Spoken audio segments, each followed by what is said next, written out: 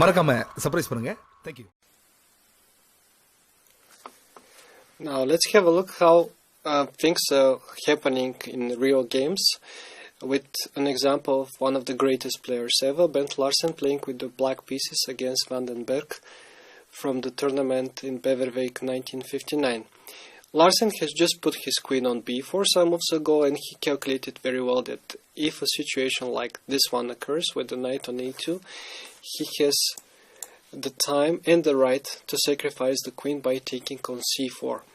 After knight takes b4, a fourth line follows with knight takes e3. White answered queen e2, and the other move would have been to take on c6, hoping to go into an endgame after knight d1, knight e7 check, king h8, and rook a d1. This endgame Larsen considered to be actually slightly better for white because of the idea with f6.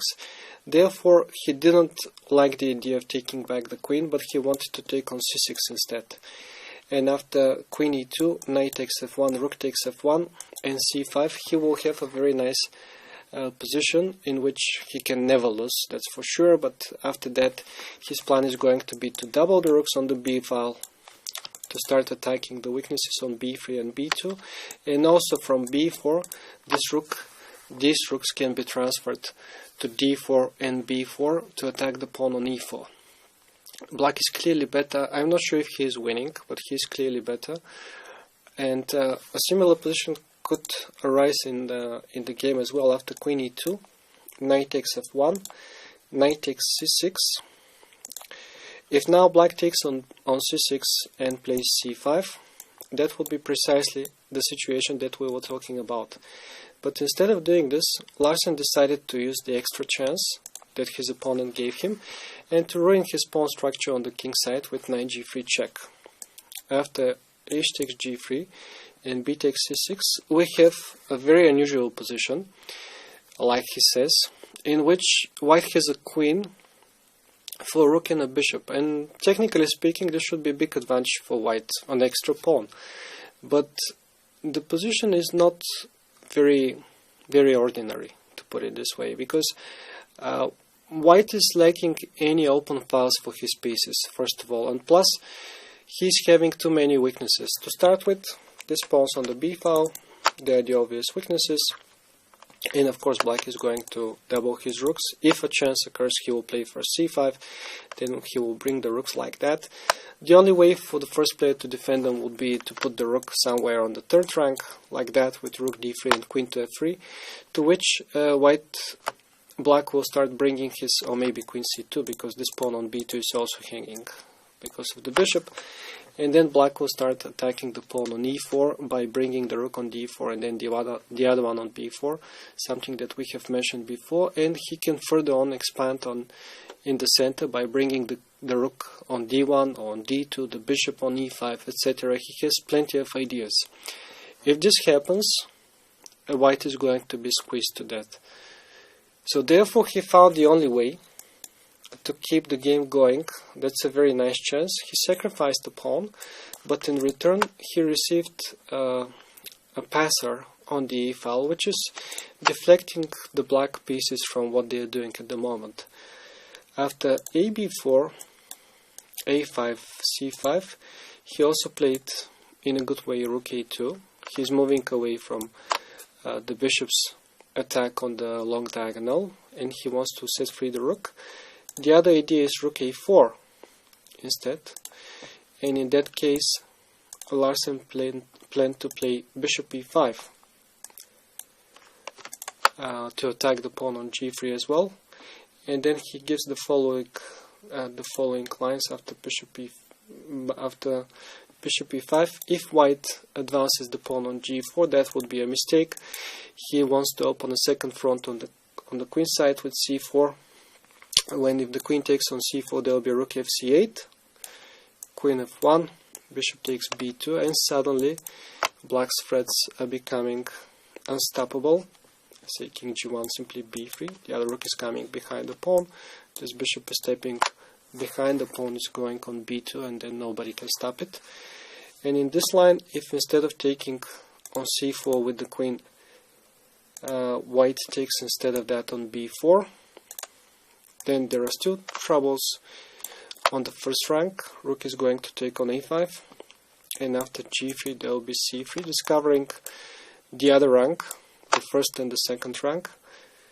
Say bc3, rook a1 check, king g2, bishop takes c3, with too many files to guard. The first, the second, and the third.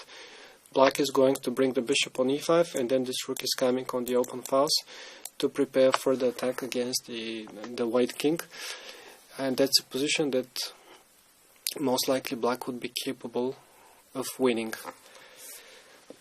Back to the game where rook e2 was played. Black reacted with bishop e5. We already know what happens if, in case that the pawn moves to c4, to g4. White correctly defends with queen g4. He is giving yet another pawn, but he is at least blocking the position on the queen side. The rooks, for the time being, are not getting into his camp, and he is hoping that he can hold this one. Rook fb8, king g1, king g7, and first Larsen is improving a bit his pieces. King e2, and he goes for bishop e5. The other plan that he had was to advance h5 immediately. Say f takes g6, f takes g6, queen e6, bishop e5. When his idea is going to play bishop f6, then rook e8, and the other idea is, once again, like in the game, you will see it later, to advance the pawns on the king side. But the plan that he chose was a good one. After stopping the a pawn, he intends to open file on the king side and to make his rooks work. King f3, bishop to d4, g4, g5. Fixes the pawn and prepares the advance of the h-pawn. It will be coming very soon. Rook a4, king f6, king g2, and finally the rook is coming on h8. The idea is to play h5 and to open files for the rooks. There is no other way for the second player to play for win, as the queen's flank has been blocked. But he also has to be very careful now when he's performing this, because this pawn is too close to the promotional square. Luckily for him, in the game everything went very smooth, because white reacted with queen b5, which wasn't the best move. Queen e2 was better, and then the only thing that he doesn't need to do is to play e6, as there is a small trick. We shouldn't forget that the queen is always there searching for double attacks, so this is one thing to watch out for.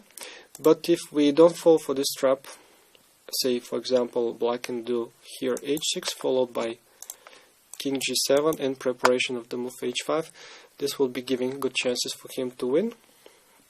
Well, he can play something like bishop d4 and also in preparation for further opening the h-file. Like I told you, queen b5 wasn't a great one, the greatest defense ever, as now each pawn is moving forward immediately. And in case of queen b6, black simply will play first rook a8 and then he will take the pawn, as the other idea of taking on g4 is not yet working, but something similar will happen in the game.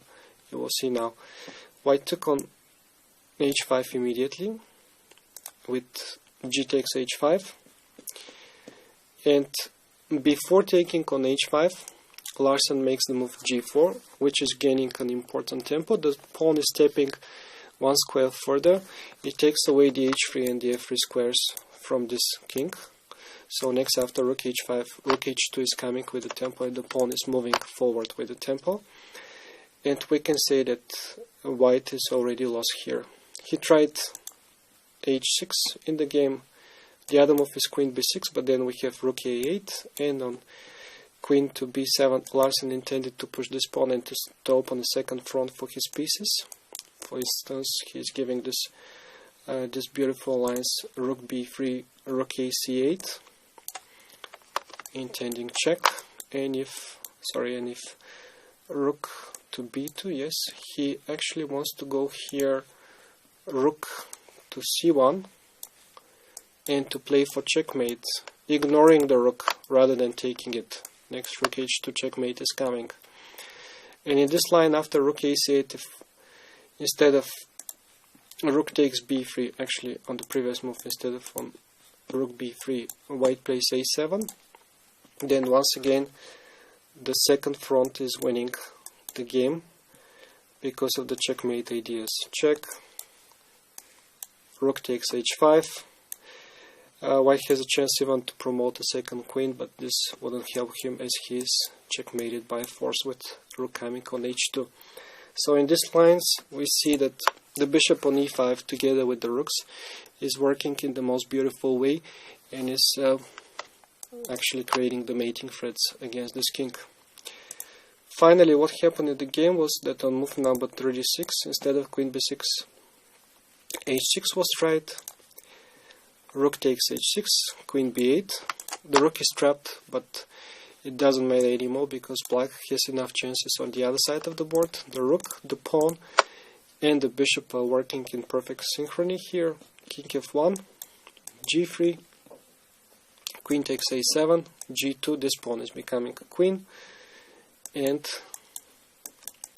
it is black who is checkmating after bishop e5.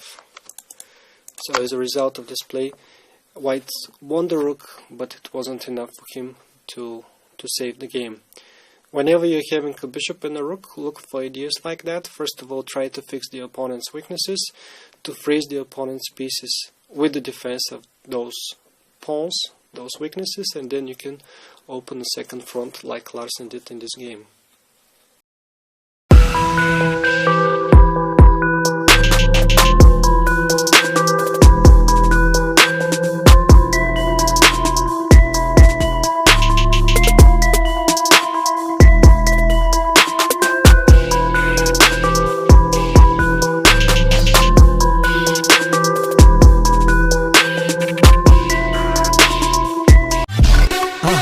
மறக்காம surprise பண்ணுங்க.